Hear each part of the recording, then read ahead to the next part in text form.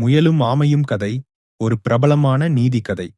இதில் வேகமான முயல் தன்னை விட மெதுவாகப் போகும் ஆமையை கேலி செய்து ஓட்டப்பந்தயம் வைத்து இறுதியில் சோம்பேறித்தனம் தோல்விக்கு வழிவகுக்கும் என்பதை உணர்த்துகிறது. கதை: ஒரு காட்டுல வேகமான முயல் மெதுவான ஆமைக்கு தன்னோட வேகத்தை காட்டிட்டு ஆமை தன்னை விட மெதுவா போறத கேலி பண்ணுவான். ஒரு நாள் முயல் ஆமைக்கு ஓட்டப்பந்தயம் வைக்கலாம்னு சவால் விடுவான்.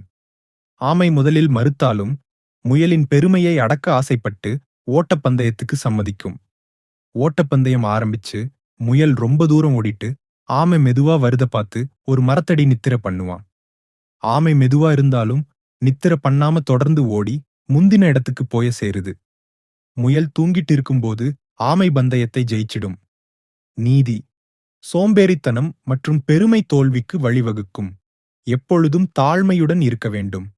வேகமாக இருப்பவர்கள் கூட சில நேரங்களில் மெதுவானவர்களிடம் தோற்றுப் போகலாம். எந்த ஒரு விஷயத்தையும் அலசிப் பார்க்காமல் அலட்சியம் செய்யக்கூடாது.